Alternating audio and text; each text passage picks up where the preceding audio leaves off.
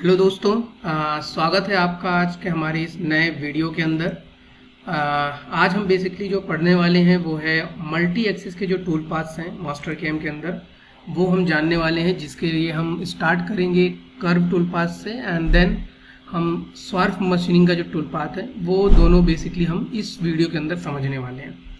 But before हम उसको start करें अपने मल्टी एक्सेस सेक्शन को, बट उससे पहले हमको कुछ चीज़ें जो मल्टी एक्सेस के कॉन्फ़िगरेशन के बारे में है वो हमको समझनी पड़ेंगी, जिससे कि हमको वो चीज़ अंडरस्टैंड रहे कि हमारा जो मशीनिंग मेथड है वो किस तरीके से डिवाइड होके चलता है। ओके, सो हम फर्स्ट यहाँ पे स्टार्ट करेंगे एक नॉर्मल सा पीपीटी के थ्रू, जिसके अंदर हम थोड़ी सी चीज़ें समझेंगे अपने 5 एक्सेस मशीन कॉन्फ़िगरेशन और 5 एक्सेस मशीनिंग टाइप को। ओके,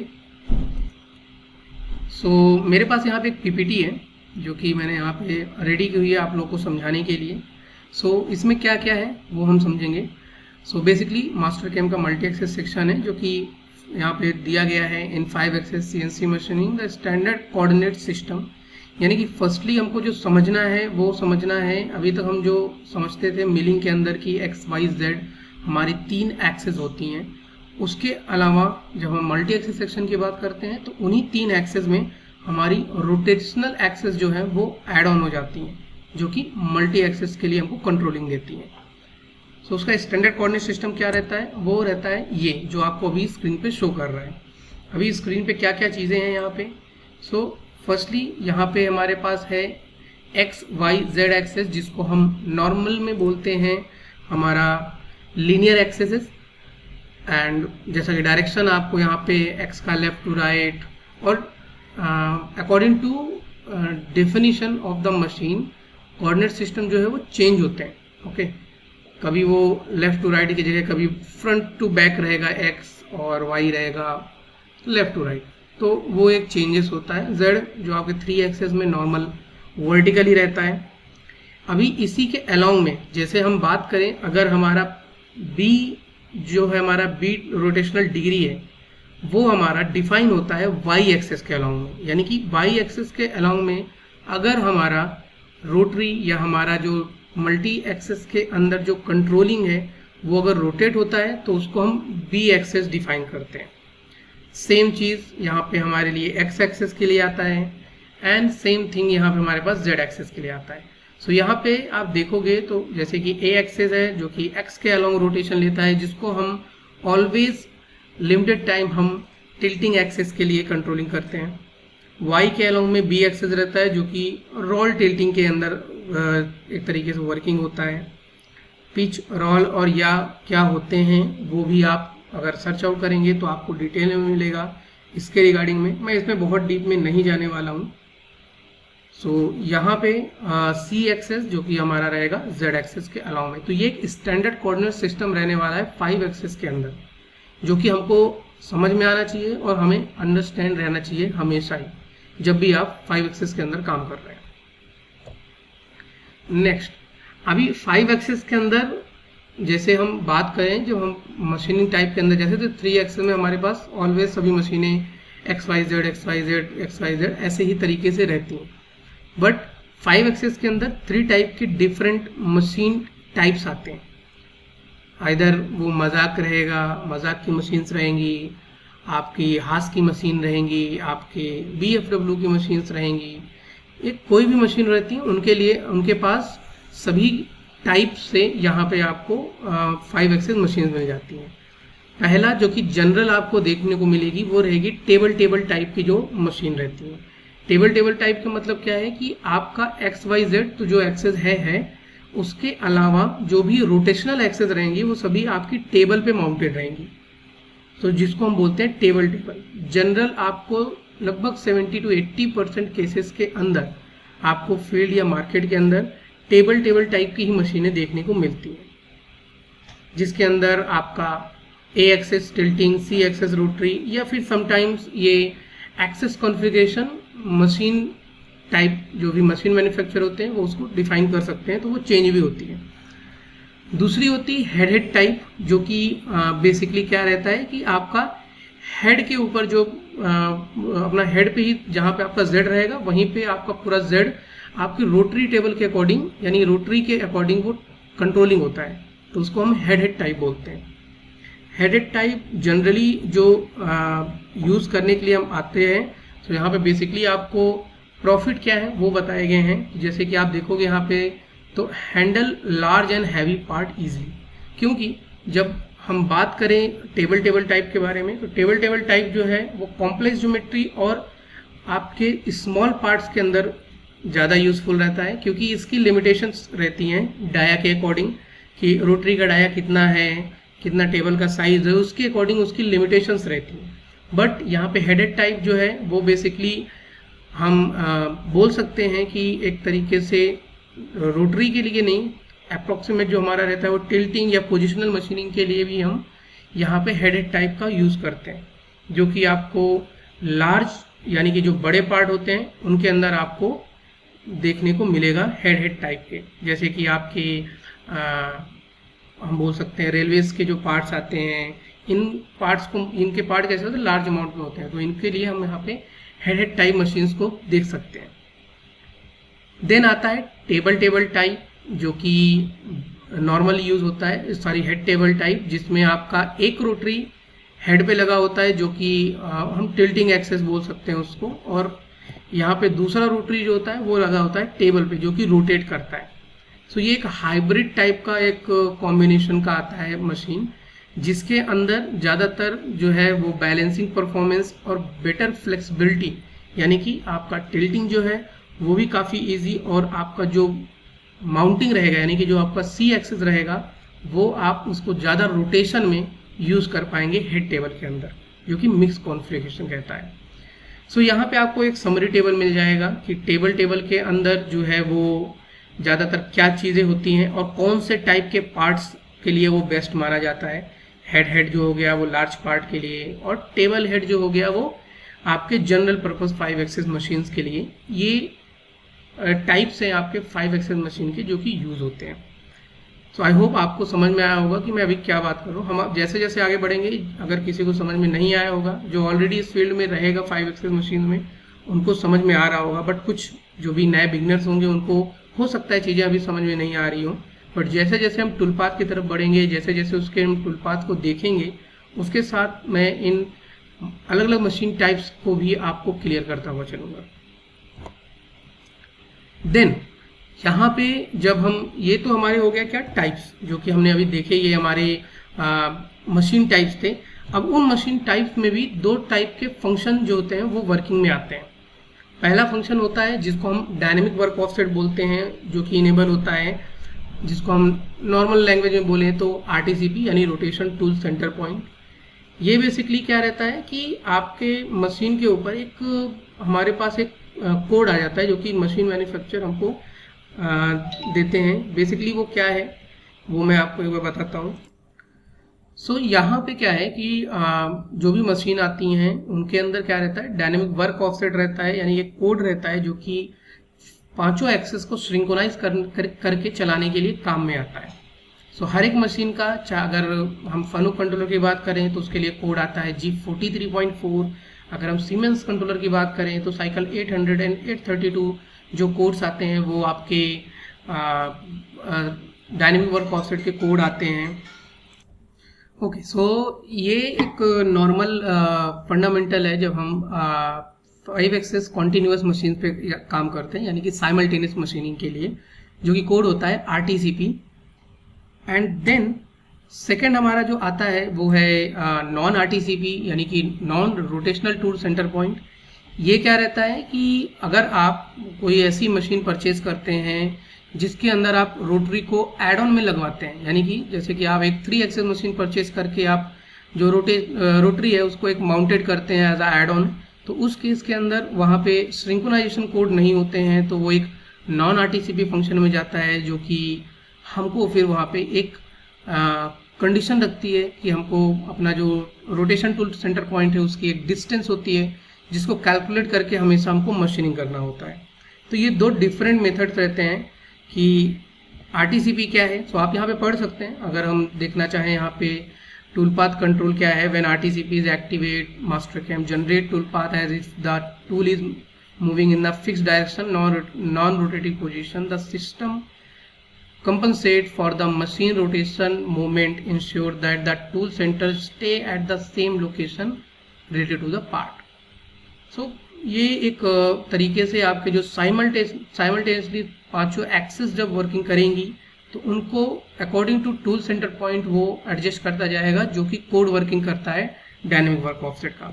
और इस केस में नॉन आरटीसीपी मशीन्स के अंदर हम उसको कोड को ना डाल के हम बेसिकली उसकी डिस्टेंस को मैनुअली कैलकुलेट करते हैं और उसके थ्रू वर्क करते हैं।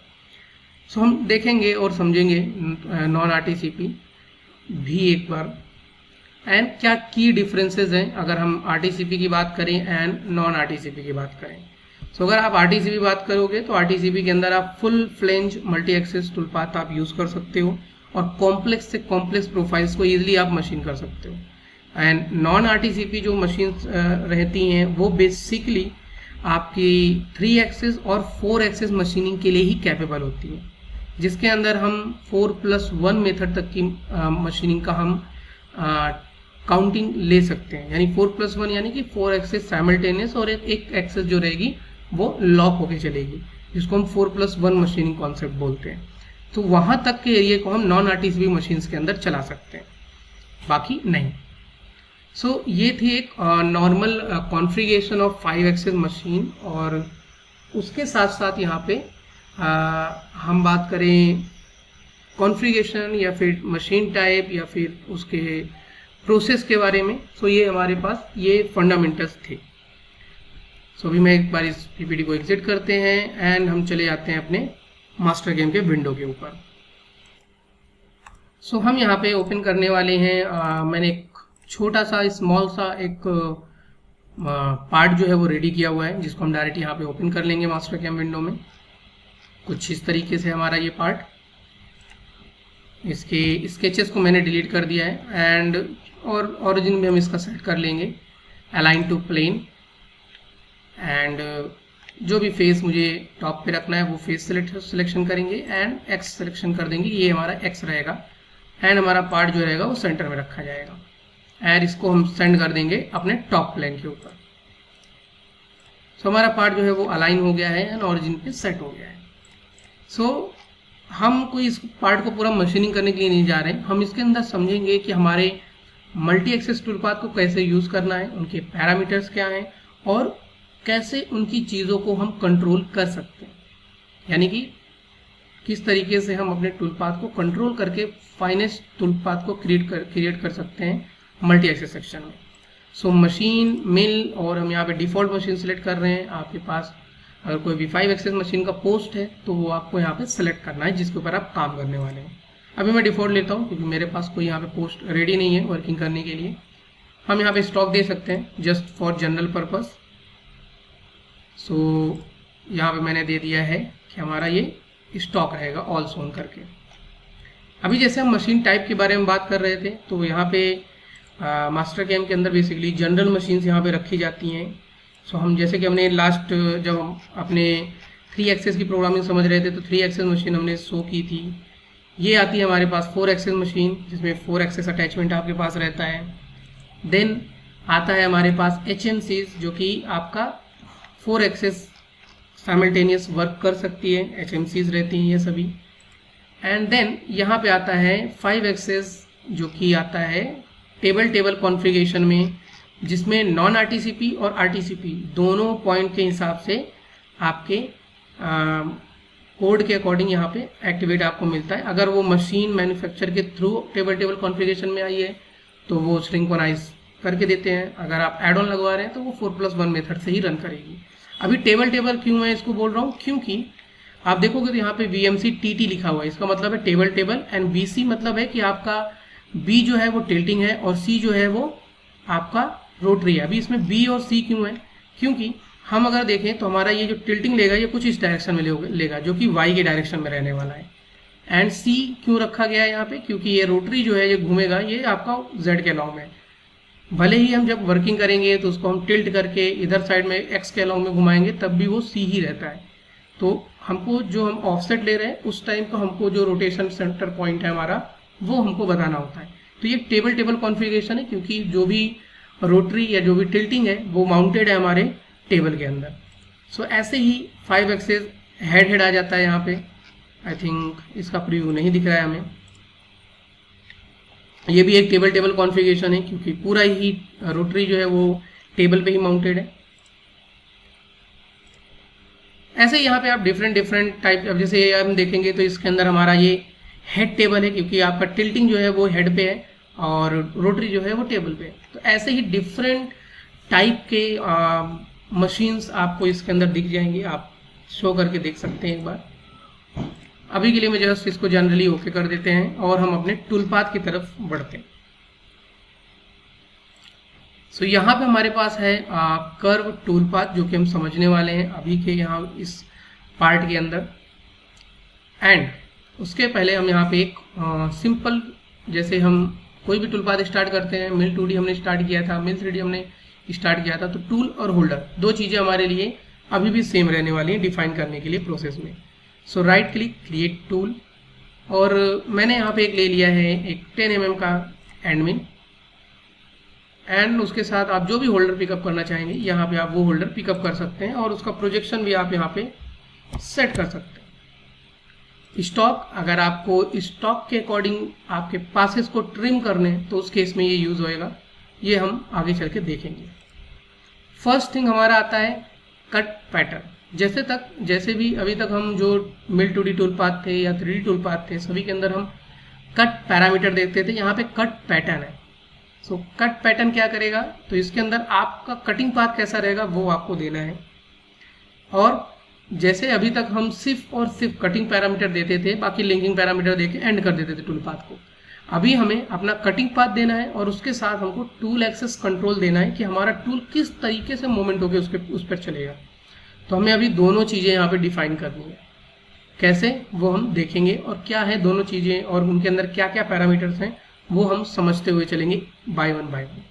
सो सबसे पहले हम आते हैं कट पैटर्न के बारे में। सो यहाँ पे आता है, जैसे हम कर्व की बात कर रहे हैं तो कर्व एक तरीके से जैसे हमने मिल 2D के अंदर कंटूर टूल पाथ देखा था, वैसे ही हमारा मल्टी एक्सेस के अंदर कर्व टूल पाथ है। तो दोनों एक तरीके से सेम है, या हम बोले तो जो भी आप लाइन बनाओगे या फिर जो भी आप एज सिलेक्शन करोगे उसी के ऊपर वो मशीनिंग करता है। तो यहाँ पे हमारे पास 3 सिलेक्शन आ जाते हैं, 3D curve, surface as all या फिर surface edge single. 3D curve यानी कि आप जो भी लाइन होगी, जो भी 3D कर्व रहेगी या फिर जो भी प्रोफाइल रहेगी, एजेस जो भी रहेंगे उनको आप इसके थ्रू सेलेक्ट कर सकते हो। 99% केसेस में आपको यही यूज आएगा। Surface edge and surface edge single, इन दोनों के अंदर क्या है कि अगर आपके पास कोई सरफेस है और उसको आप सेलेक्ट करके डायरेक्ट टूल पाथ बनाना चाहते हो तो आप उसको सेलेक्ट करोगे तो डायरेक्टली उसके एजेस पे वो टूल पाथ को क्रिएट कर देगा, उस केस में जब आपके पास सरफेस रहेगी। अभी हम यहाँ पे चलते हैं 3D कर्व। सो 3D कर्व में आप जो सिलेक्शन देना चाहते हैं, जैसे कि मुझे किस एज पे मशीनिंग करना है, तो आप 2D में भी दे सकते हैं डायरेक्ट वायर फ्रेम सेक्शन में जाके, अगर आप स्केच को जनरेट करके रखते हैं, या फिर आप 3D में भी दे सकते हैं। तो मैंने 3D में मुझे यहाँ पे देना है, जैसे कि मुझे इस पर्टिकुलर पोर्शन पे टूल पाथ बनाना है। हमने यहाँ पे एक सिलेक्शन दे दिया एंड ओके कर दिया।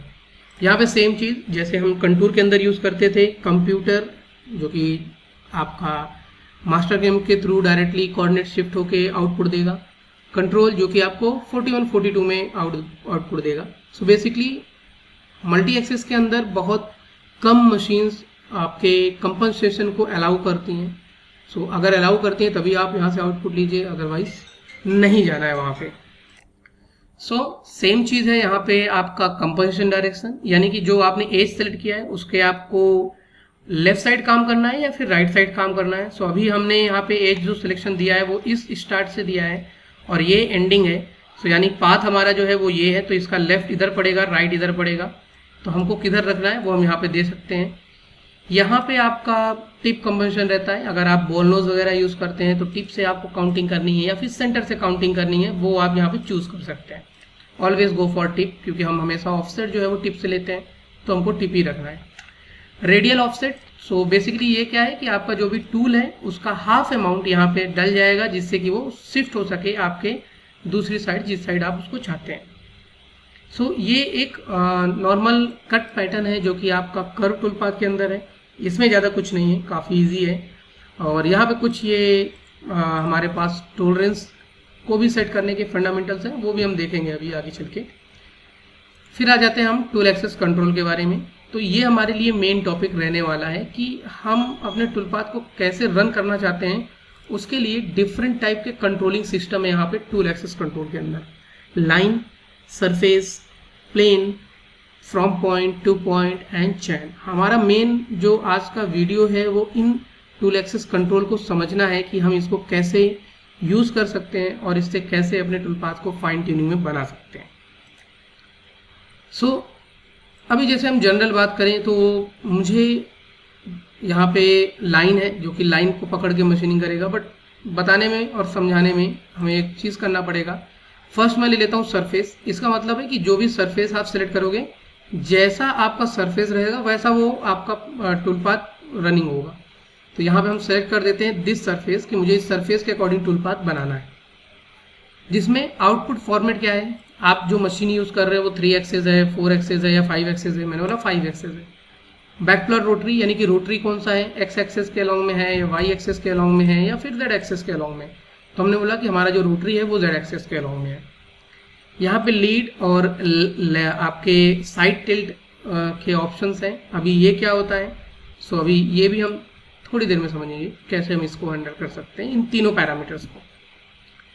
कॉलिजन, तो यहाँ पे आपका दिया गया है कि आपका टिप जो है वो किस तरीके से आप उसको कंट्रोल कर सकते हैं। तो मैंने यहाँ पे ऑन प्रोजेक्टेड कर्व रखा है, यानी जो एज हमने सिलेक्ट किया है हम उसी को कैलकुलेट करेंगे as a ending.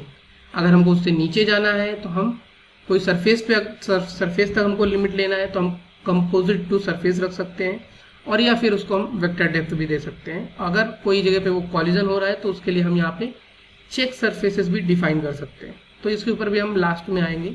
Then linking parameter, तो इसका लिंकिंग बहुत ईजी है कि आपका clearance, retract and feed plane, ये सिंपल जैसा अभी तक हम देखते हुए आए हैं। सो रफिंग और बाकी चीज़ें भी हम इसके बाद कवर अप करेंगे।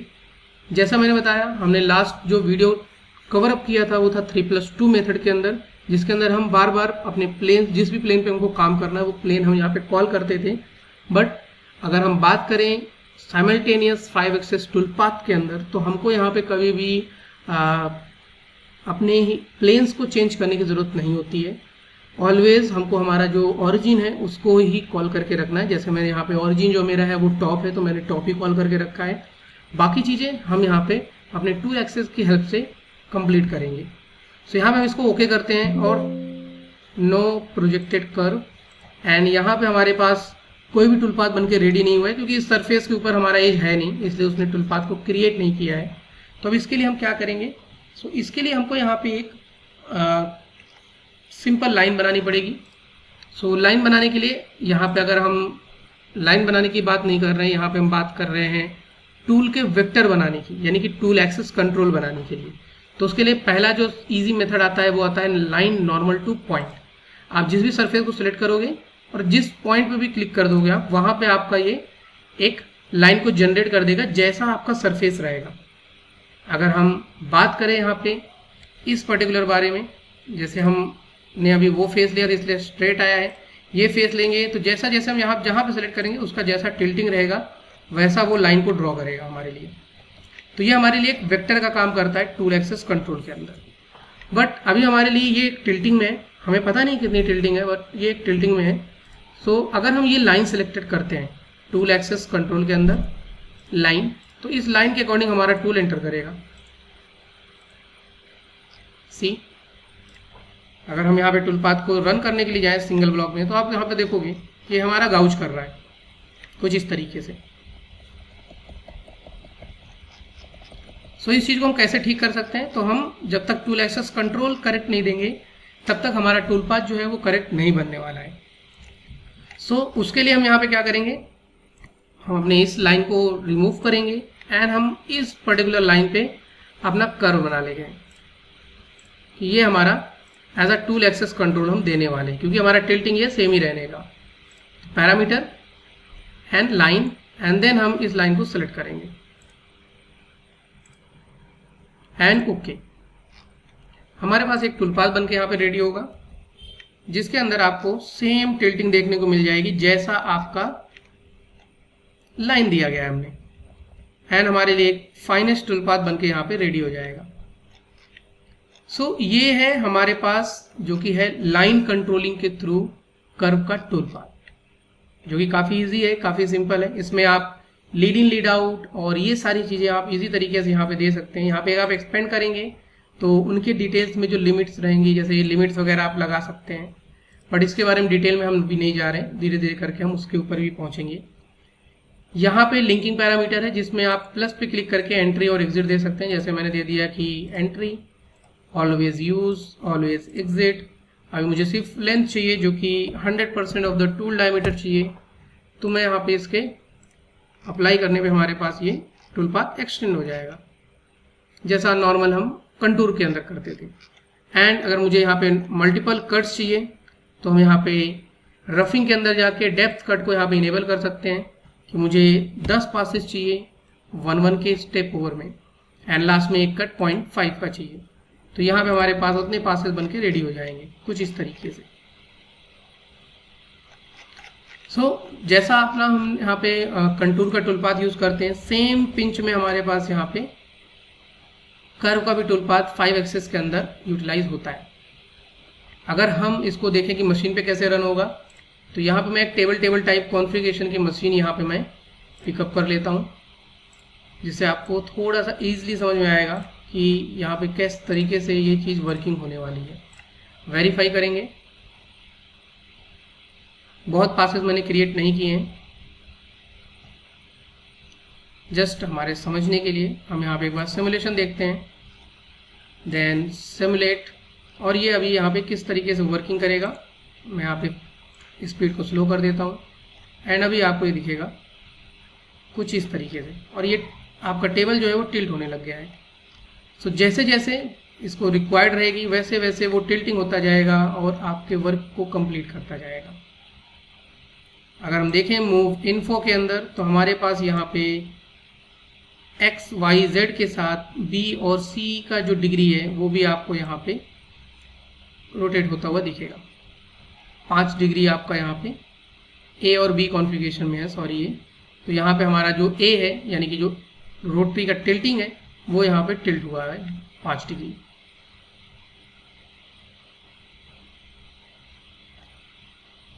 सो इस तरीके से आप लाइन का यूज़ करके टूल पाथ को क्रिएट कर सकते हैं कर्व के अंदर।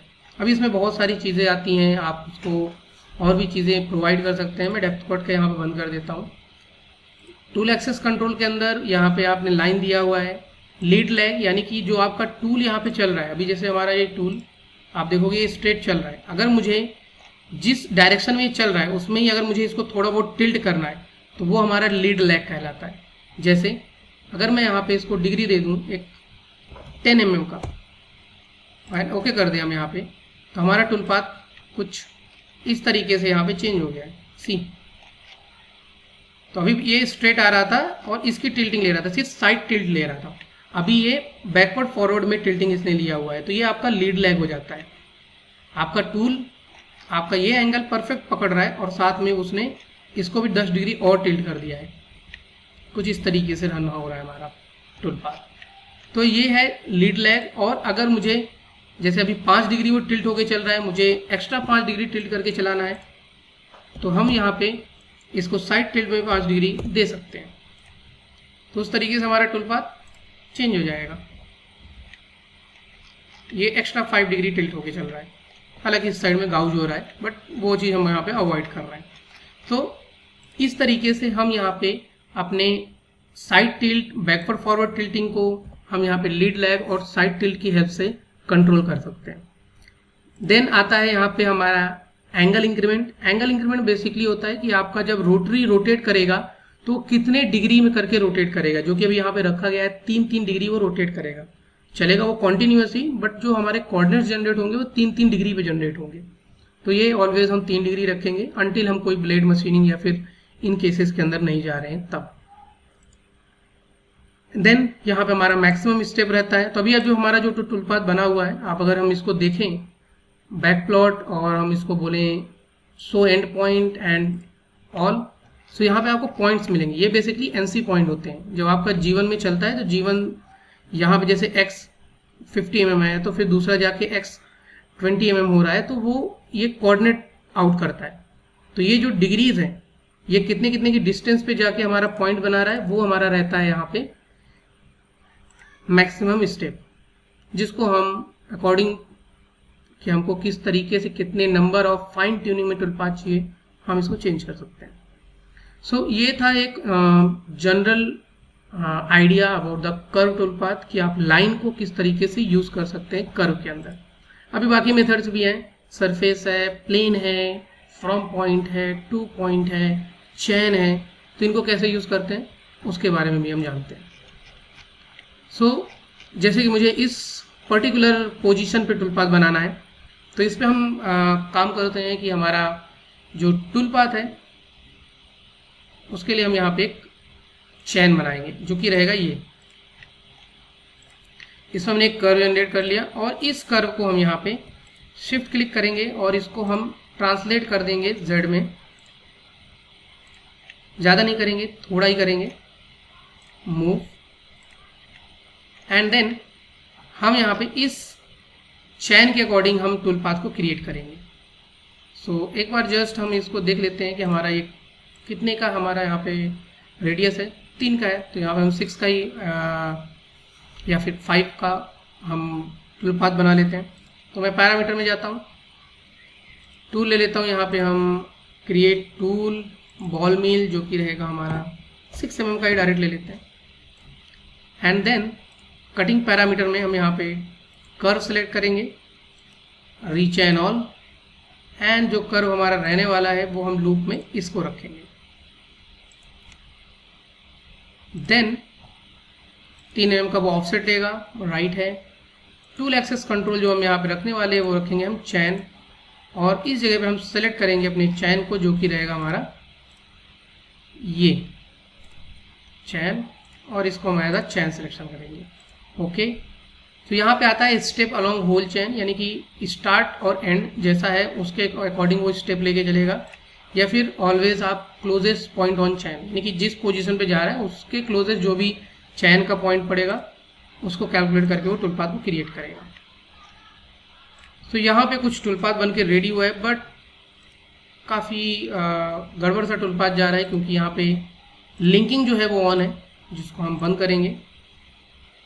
बट फिर भी हम यहाँ पे देखेंगे अपने टूल पाथ को, सॉरी बैक प्लॉट, हमारा टूल पाथ जो है वो अंदर बन रहा है, हमको बाहर हमको अपना कटिंग साइड जो है वो चेंज करना पड़ेगा, जो कि लेफ्ट से राइट जाएगा। पैरामीटर में जाएंगे और हम अपने टूल पाथ को देख सकते हैं कि कुछ इस तरीके से यहाँ पे ये वर्किंग में जा रहा है, या फिर लेफ्ट राइट नहीं, हम इसको यहाँ पे सेंटर, सॉरी हम इसको यहाँ पे सेंटर में चलाएंगे। तो यहाँ पे कंपोजिशन को ऑफ कर देंगे और ऑफसेट को बंद कर देंगे, रेडियल ऑफसेट को। तो ये पूरा एज टू एज यहाँ पे टूल पाथ को जनरेट करेगा। बैक प्लॉट करेंगे, एज हम हटा देते हैं तो हमें समझ में थोड़ा सा इजी आएगा। सो जैसा जैसा आपका चैन है वैसे वैसे ही वो टूल पाथ को फॉलो करता हुआ जाएगा। हाँ, हालांकि हमारे लिए यहाँ पे ये गाउज हो रहा है, सो वो सारी चीज़ें हम जैसा जितना अच्छा हम अपना टूल एक्सेस कंट्रोल को क्रिएट करेंगे वैसे ही वो यहाँ पे टिल्टिंग को कंट्रोल करता जाएगा।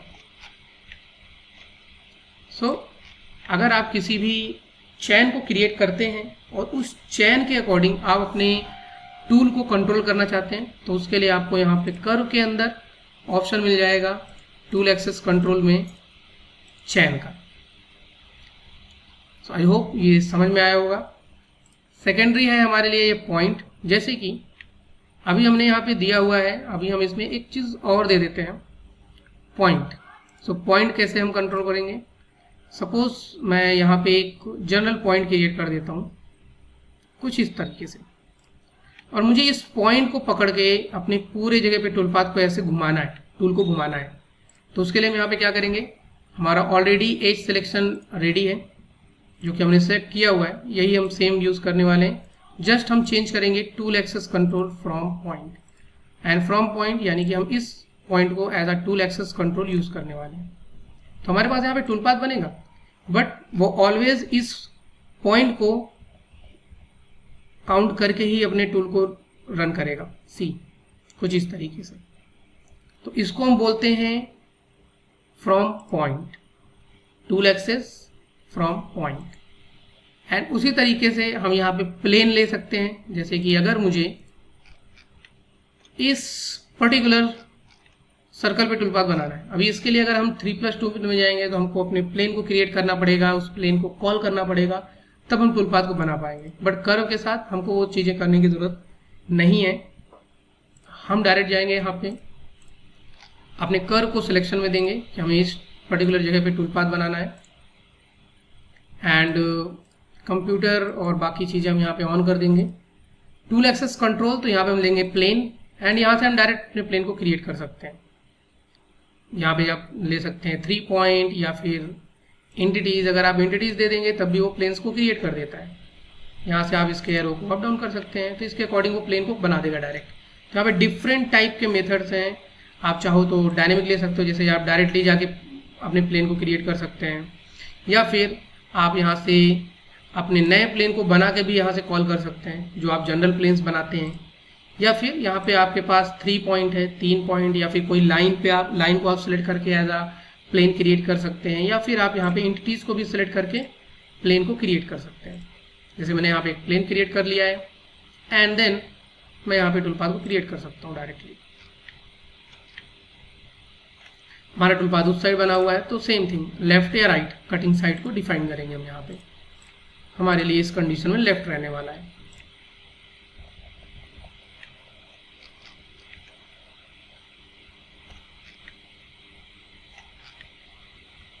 सो जैसा आपको पोजीशन चाहिए वैसा आप वहाँ पे प्लेन बना के कंट्रोलिंग में यूज़ कर सकते हैं। सो कर्व टूल पाथ के अंदर आप बेसिकली 2D मशीनिंग कर सकते हैं with 5 access control.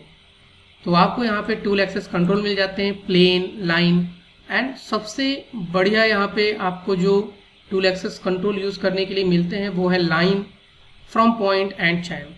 These 3 tool access control you can control everything in the multi axis section. आपको आगे भी चल के, चाहे हम स्वार्प मशीनिंग की बात करेंगे, यूनिफाइड टूल पाथ की बात करेंगे, सभी के अंदर हमें ये जो कंट्रोलिंग है टूल एक्सेस कंट्रोल, ये सेम मिलने वाले हैं। और जनरल हम जो भी टूल पाथ बनाते हैं वो उसके लिए काफ़ी हेल्पफुल होते हैं। तो हम वहाँ पे इनको देखने वाले हैं। लाइन का और भी यहाँ पे वर्किंग है, जैसे कि मैं यहाँ पे टूल पाथ बनाना चाहता हूँ कुछ इस पर्टिकुलर पोजीशन पे, तो मेरा स्टार्टिंग जो होगा वो होगा line normal two point, line normal to point, and इस फेस के अकॉर्डिंग मुझे एक सिंपल सा मुझे एक लाइन बनाना है, यानी कि टूल एक्सेस कंट्रोल। और हमने यहाँ पे टूल एक्सेस कंट्रोल में ना जाके हमने पहले कट पैटर्न दे दिया कि हमको यहाँ पे टूल पाथ बनाना है। इस पर्टिकुलर पोर्शन पे हमारा टूल आएगा और कॉन्टिन्यूअस इस पर्टिकुलर पोजीशन को टच करता हुआ निकल जाएगा। और टूल हमारा जो रहेगा वो 10 का रहेगा, जिसमें 5 का यहाँ पे रेडियल ऑफसेट रहेगा। एंड टूल एक्सेस कंट्रोल जो कि यहाँ पे अनसेलेक्ट करेंगे, ओके, यहाँ पे हम डायरेक्ट भी अनसेलेक्ट कर सकते हैं, एंड यहाँ पे ये लाइन रहेगा। ओके करेंगे एंड देन ओके करेंगे, तो हमारे पास यहाँ पे टूल पाथ लेफ्ट या राइट बन रहा है। तो हम यहाँ पे लेफ्ट को राइट कर देंगे, cutting direction basically.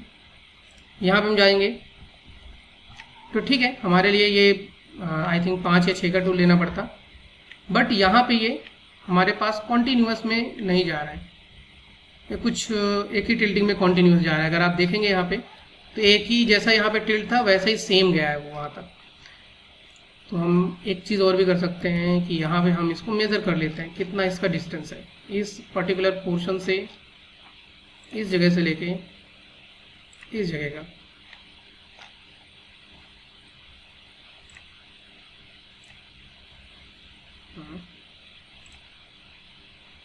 One minute, 6 mm का। तो हम यहाँ पे 6 का कटर ले लेते हैं टूल, एंड 10 mm का एंड मिल जो है इसको हम 6 mm का एंड मिल यहाँ पे क्रिएट कर देते हैं।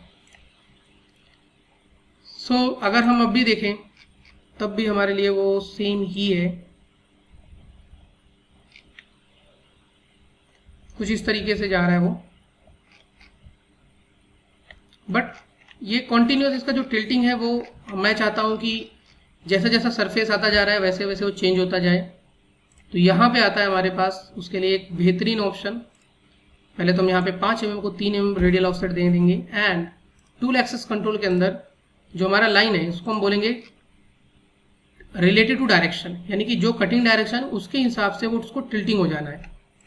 ओके करेंगे। अभी जो हमारा टूल पाथ बनेगा उसका जो यूज रहेगा वो कॉन्टिन्यूअस आपके प्रोफाइल के अकॉर्डिंग, जैसे जैसे आपका प्रोफाइल आता जाएगा वैसे वैसे वो चेंज होता जाएगा। तो ये फंक्शन भी आपको लाइन के अंदर मिल जाता है, या फिर आप मल्टीपल लाइंस को भी यहाँ पे as a tool access control select कर सकते हैं कि यहाँ पे टिल्टिंग इतना चाहिए, यहाँ पे टिल्टिंग इतना चाहिए, ऐसे करके आप वो भी चेंजेस कर सकते हैं। सो ये सारे फंडामेंटल आपको कर्व टूल पाथ के अंदर मिल जाते हैं। आई होप आपको कर्व टूल पाथ के अंदर सारी चीज़ें इजी तरीके से समझ में आई होंगी कि कैसे आपको यहाँ पे कट पैटर्न को चूज़ करना है, कैसे आपको टूल एक्सेस कंट्रोल्स को यूटिलाइज करना है, लाइंस को यूटिलाइज करना है, प्लेन को यूटिलाइज करना है। सो ये चीज़ आप यहाँ से समझ चुके होंगे। एंड ऑल्सो आपको लीड लैग और 5 एक्सेस के अंदर कौन सा आपको आउटपुट फॉर्मेट चूज़ करना है। एंड सेकेंडरी यहाँ पे ऑन सेलेक्टेड कर्व है, जो कर्व आपने सेट किया है उतना ही जाएगा। अगर आप उसको डेप्थ में प्लस माइनस करना चाहते हैं तो वेक्टर डेप्थ के अंदर आप उसको प्लस या माइनस इनपुट कर सकते हैं। एंड अगर आपको कोई ज्योमेट्री गाउजिंग में डालना है तो उसके अंदर उसके लिए आप चेक सरफेसेस का यहाँ पे यूज़ कर सकते हैं। एंड रफिंग के अंदर आप डेप्थ ऑफ कट और साथ ही साथ मल्टी पासेस भी डिफाइन कर सकते हैं अगर आपको रिक्वायरमेंट है तब। सो ये थे सारे कर्व टूल पाथ के पैरामीटर्स। सो आई होप आप लोगों को समझ में आया होगा। देखिए, और स्वार्फ हम इसके अंदर कवर अप करने वाले थे इस वीडियो के अंदर, बट आई थिंक ये वीडियो काफ़ी लॉन्ग हो गया है कर्व और मल्टी एक्सेस सेक्शन को समझने में। सो हम नेक्स्ट वीडियो के अंदर हम स्वार्फ का डेडिकेटेड एक वीडियो बनाएंगे। स्वार्फ टूल पाथ के लिए क्या क्या पैरामीटर्स और किस तरीके से आप उसको यूज़ कर सकते हो वो उसके अंदर हम एक्सप्लेन करेंगे। सो देखते रहिए और लाइक एंड सब्सक्राइब करते रहिए, और बाकी शेयर भी करते रहिए अपने दोस्तों को जिनको इसकी नीड है, कि समझने की ज़रूरत है कि कर्व टूल पाथ को कैसे यूज़ करना है। मिलते हैं नेक्स्ट वीडियो में, तब तक के लिए धन्यवाद।